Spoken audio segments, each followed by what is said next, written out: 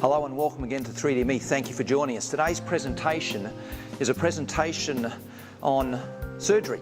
In fact, it was our first attempt at visualising surgery, quite complex surgery. In this particular case, it was a heart valve replacement.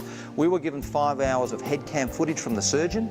We were then asked to cut that down to produce a 3-minute presentation that he could use to help teach other surgeons. He was very happy with the output, we were very happy with the output. We also hope that this sort of presentation can then be developed and used for client and patient and doctor relationships to help children and parents and allied health professionals understand and talk more about some of these complex issues. Once again though, our output is only as good as your input, so please let us know what you think, and we'll continue our journey to improve the way we create these sorts of outcomes for the improvement of everyone's understanding of these complex issues. Thank you, and we'll talk soon. Bye for now.